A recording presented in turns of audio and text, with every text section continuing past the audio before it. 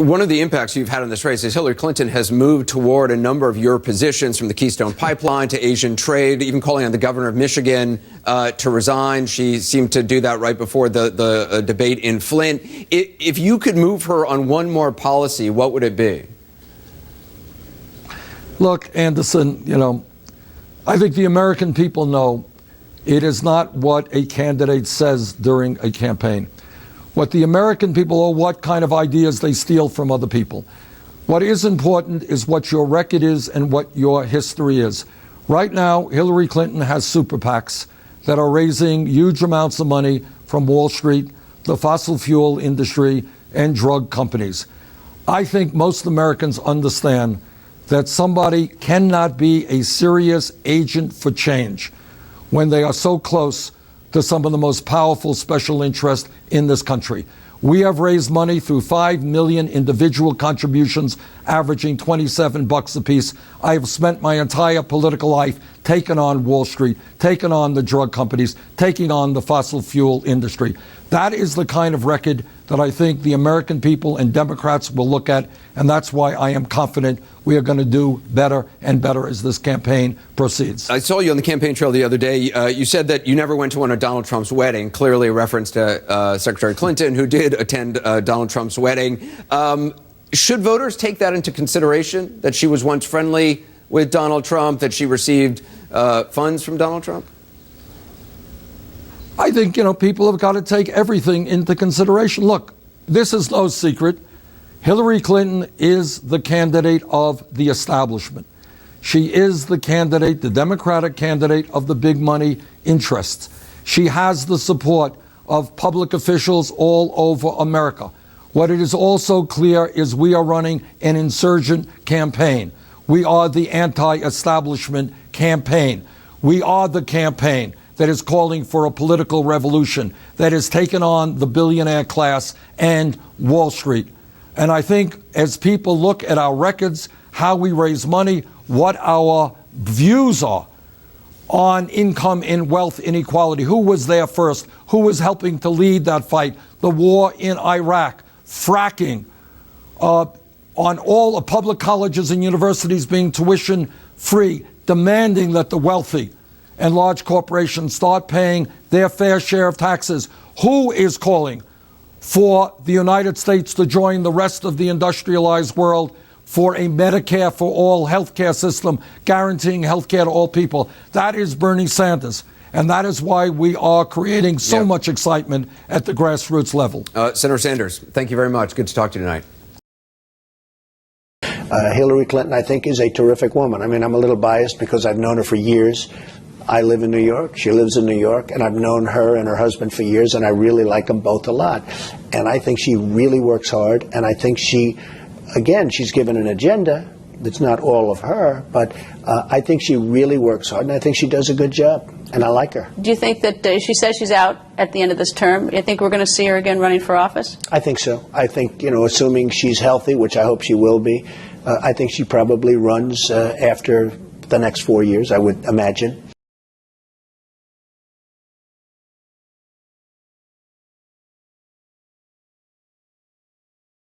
Hillary's a great friend of mine. Her husband is a great friend of mine. They're fantastic people. I mean, the thing, they get a bad knock. She's a very nice woman. People think tough, and I guess she's tough, but she's a very nice woman, and he's a very nice guy. We know all about the smarts and how smart they are, but they are good people.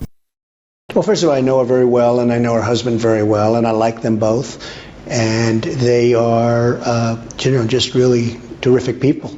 I like them both very much, but I think you'll be looking at the record of Hillary Clinton and how did she do as Secretary of State, probably above and beyond everybody else and everything else. I think you're going to have probably George Bush as your next president. He's an excellent guy, an excellent man. He's a friend of mine, and I'm here for that reason. Well, I wasn't talking about this year, Mr. Trump, but you have said that if you ran for president, you'd win. I think I'd have a very good chance. I mean, I like to win. When I do something, I like to win. I like to do well, and I think I probably would have a pretty good chance. I was with George Bush today. I listened to George Bush. I listened to what he said, and I believe very strongly in what he said. I think he is going to be a great president. I'm here because I'm a guest of Vice President Bush, Mrs. Bush, the Mothbachers, and some others. And as an observer? As really an observer, and it's an interesting system, and I wanted to see really how the system works. It's the first time that I've been involved in a convention. I came down, I wanted to see how it works, and it's fascinating. How about financially? Now, what can you give to George? You've already contributed to him, haven't you? Well, I've contributed to him, and I've helped him a little bit, and I guess I'll help him a little bit more, and I'm not sure that he needs anybody's help. I think so far, I really think he's conducted himself brilliantly.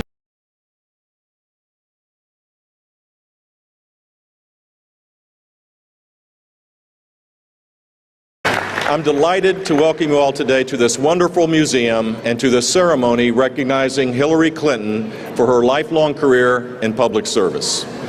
We've had a bit more media interest here than usual for a Liberty Medal event. And of course, there's certainly a lot happening all around the world. But Secretary Clinton is out of office. So am I. I'm not sure what people will expect to happen here tonight. Hillary and I come from different political parties, and we disagree about a few things, but we do agree on the wisdom of the American people. We recognize the commitment of someone who has devoted her life to public service. I want to say thank you to both Secretary Clinton and to President Clinton. Thank you for your service to our country. We're united by love of country and public service. And I bring greetings from the entire Bush family, especially my dad, who also served as chairman. He thanks you. You've often referred to Bill Clinton, and you talked about his relationship with your father and how it developed, and your mother as well, and he's your brother from another mother. What does that make Hillary Clinton to the Bush family? My sister-in-law.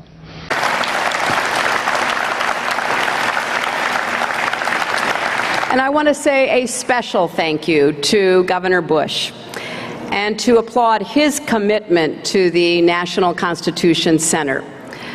Now, this is not the first time that a Clinton and a Bush have shared this stage. Some of you will remember that in 2006, my husband and Jeb's father were jointly honored for their work on behalf of tsunami victims in Southeast Asia and residents of the Gulf Coast after Katrina. Now, 41 and 42, as they sometimes call each other, are, let's face it, the classic odd couple of American politics. They just had one of their annual play dates up in Kennebunkport this past week. Barbara Bush has even started referring to Bill as her adopted son, sometimes as the adopted black sheep son. I don't know how Jeb and his siblings feel, but I know Bill loves it because of his great admiration and affection for 41 and all that they have done together. My mother calls me my fourth brother. Calls him my fourth brother. Is that right? The black sheep of the family. That Barbara began to refer to me as her black sheep son. You know, the one that strays. There's one in every family. Gets the politics wrong or makes some other mistake. You've often referred to Bill Clinton, and you talked about his relationship with your father and how it developed, and your mother as well, and he's your brother from another mother.